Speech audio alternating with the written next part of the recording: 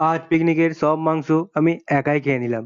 হ্যাঁ বন্ধুরা, তোমরা ঠিকই শুনেছো। कुछ भी कुछ এই भी শীতকালে একটাও বিয়ে বাড়ি না পড়ায় আমরা করলাম একটা পিকনিক।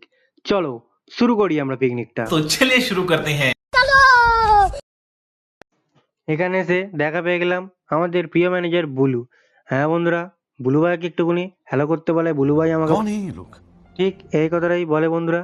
হ্যাঁ বন্ধুরা, কাজ আমিও করি, আমি খালি কিছু বলি না তাই। তারপরে আমি মাংসটাকে ঢেলে নিলাম, ঢেলে নেওয়ার পরে মাংসটাকে একটু নাড়িয়ে দিলাম। হ্যাঁ বন্ধুরা, মাংসটাকে একটু হালকা করে নাড়িয়ে নিচ্ছিলাম আর কি। হ্যাঁ বন্ধুরা, মাংসটা দেখছিলাম কেমন লাগে। তারপরে বন্ধুরা কাটতে বসে গেছিলাম পেঁয়াজ আর कंट्रोल।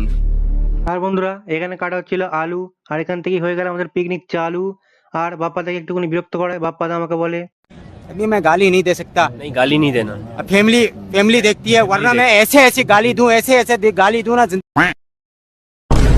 তারপর বন্ধুরা এখানে ঢালা হচ্ছিল তেল। হ্যাঁ বন্ধুরা, ঠিক তাকে এতটাই তেল দেওয়ার কারণে সে আমাকে ছেড়ে চলে যায়। তারপরে বন্ধুরা এখানে ঢালা হচ্ছিল আলু আর পেঁয়াজ। আর বন্ধুরা এইভাবে ব্লগ করার আমার নেই কোনো রেওয়াজ। হ্যাঁ বন্ধুরা, ঠিকই শুনেছো।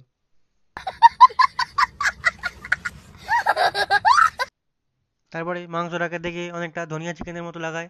চারিদিক থেকে সবাই এসে পড়ে সেটাকে টেস্ট করতে। হ্যাঁ বন্ধুরা, সবাই করছিল, আমি করিনি। না বন্ধুরা, আমি টেস্ট করিনি। হ্যাঁ, ঠিকই শুনেছো। झूठ बोल रहा है। খেতে বসতে না বসতেই সঙ্গে সঙ্গে মাংস চাওয়ায় তারা আমাকে বলে উঠলো, रुको जरा, सबर करो, बोला धक्का मुक्की नहीं करने का। তারপরে বেশি এদিক ওদিক না তাকিয়ে খাবারটাকে পেঁয়াজ টমেটো আর লেবু চিপে আস্তে আস্তে চালান করে দিলাম নিজের পেটের মধ্যে।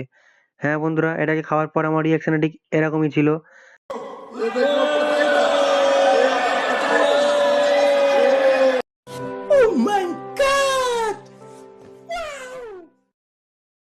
খাওয়া দাওয়া শেষ করে আমি এলাম এদিকে পালিয়ে।